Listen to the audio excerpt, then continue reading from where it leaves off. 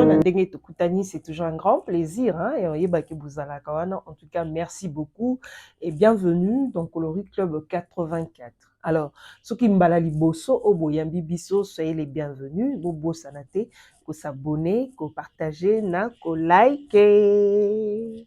Alors, bayo bazarana biso pe déjà, en tout cas, merci beaucoup. Et ça aura toujours plaisir, hein, et oyeba ke bozawana, et surtout que la communauté s'est agrandie. En tout cas, merci beaucoup.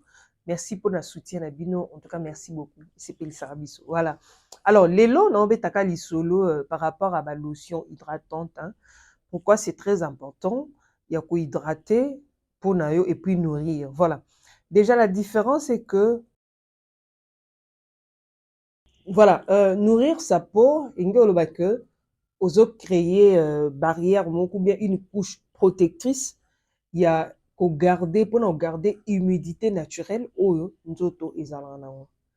Par contre, hydrater les corps eza kobakisa mai na peau na biso. Donc tozoya kobakisa mai na nzoto na biso pour hydratation evandaka.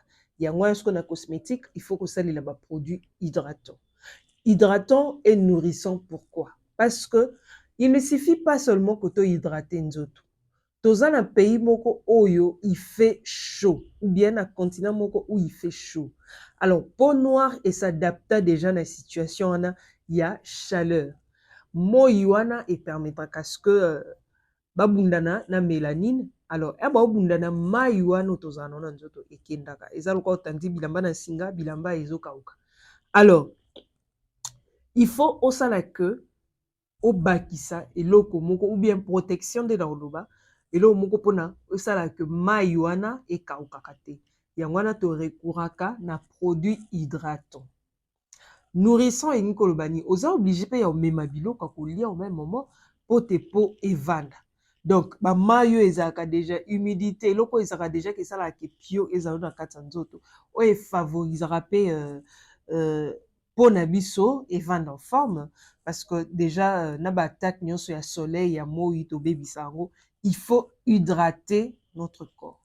La peau noire exige ça. Hydratation et nourrir la peau. OK? Hydratant et nourrissant. Donc c'est comme ça, yo ta peau noire, il faut somba ka ba mafuta au monique et pour permettre yo au nourrir peau. Voilà. Dans votre liste, il y a ba mafuta. Pour bon chaque mafuta et puis spécialité c'est très important. C'est pour tout type de peau. En tout cas na cheba ba nini belé pour bon midèle les belé. Alors il faudrait pas non na kana ben na matoi, il faudrait pas qu'on se focaliser kaka na eloko moko. C'est très important. Batumsu bakanitsaka parce que c'est la publicité sur eloko wana nde eloko wana eza bien. Pas nécessairement. Alors ba mafuta ezebele koka te que otika na mafuta mona présenter les bino ba mafuta o nyonso et permettre yo pour hydrater ta peau. Donc ce sont des lotions oko utilisées na tongo comme na peau quoi. Mais à cela j'ajoute ceci. Ba lotion oyo etelisaka te. Ezaka pona et nourrir na hydrater o hydrater peau na yo. OK?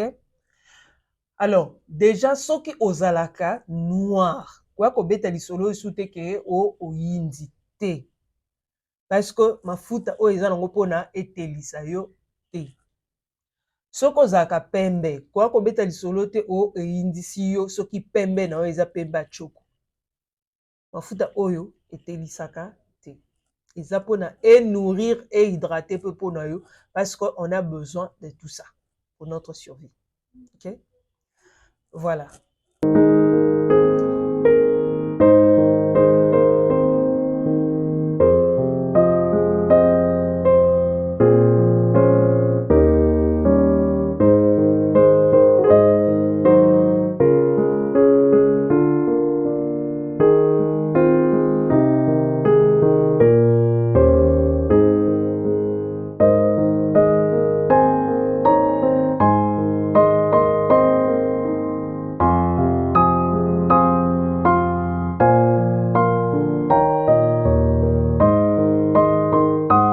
Alors, avant de conclure non lo babu.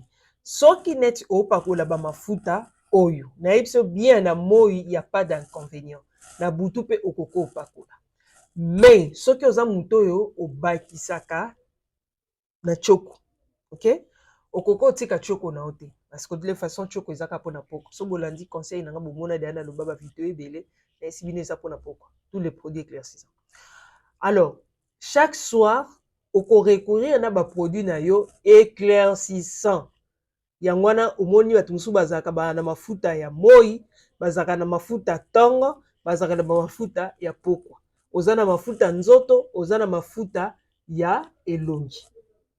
Ok, bamafuta yango wana natielaki bino bomoni bamafuta nyonso. Je sais que tout le monde s'est retrouvé par rapport ya bamafuta wana. Alors ne insiste lisusu na pokwa okontinue na biloko no ya choko. Soko otiaka choko, soko okontinue nango te okoyinda, soko oza muta mwindu okoyinda. Alors orecourir na biloko nana po et permettre à ce que temps na yo ezala bien, o garder toujours teinte wana. Ozala na tampon, ozala na tampon te, ozala peau grasse, ozala peau sèche, tout type de peau okoki kosalela bamafuta oyo, il n'y a pas d'inconvénient pour la journée. Les soirs aussi okoko osalela, mais à cela s'ajoute okoko luka bato balingaka te ke o atela makasi. So osala bamafuta oyo luka sérum éclaircissant pour le soir, ekoyede yo po teinte na ezala bien. Ata oza noir ya ndenge nini eke olingi ozala teint caramel, oza obligé te ke luka o mafuta mo bakoma teint caramel te. Luka sérum éclaircissant ou bien huile éclaircissante, tu utilises ça avec cette lotion. Parmi toutes les lotions que j'ai présentées au choix, au luki sérum non, ou bien huile non éclaircissante, au luki savon non éclaircissant, à utiliser uniquement le soir, au komona ke okoza vraiment na peau moko ya bien, parce que ozo hydrater, ozo nourrir, et le soir tu éclaircis. Donc ezate que osoni, et puis et permettre à ce que mélanine na yo est frappé vraiment makasité. Ressentir yo mo que aux à l'aise à rosser là-bas produit, et puis moutorier ba pété que au bakisaka quelque chose. Donc c'est très important. Koya ko tuna ngai soute ko na yinda ki pona ndako pakola mafuta oyo na yebiso déjà ya raison oyo o yindeli po oza mwindu obakisaka nde kobakisa, oza na o mundele te, oza na o pe metiola te, oza mutu mwindu obakisaka. Donc ndenge obakisaka wana faut kende soki osimba isu ba produit éclaircissant te. OK, ndemo pe na bato tampon. D'accord, voilà, n'oublie pas de t'abonner. Alors si vous avez besoin de formation, on a essayé de nous abandonner déjà ma session de formation, on a besoin vous à la former, contactez nga numéro nangeza kawana et vous permettre yo to solo là numéro nangeza 089 17 48 871. Komelanga na WhatsApp, so komi na WhatsApp, donc on a facilité ya répondre par rapport à formation. Voilà. En tout cas, merci lelo la soukia.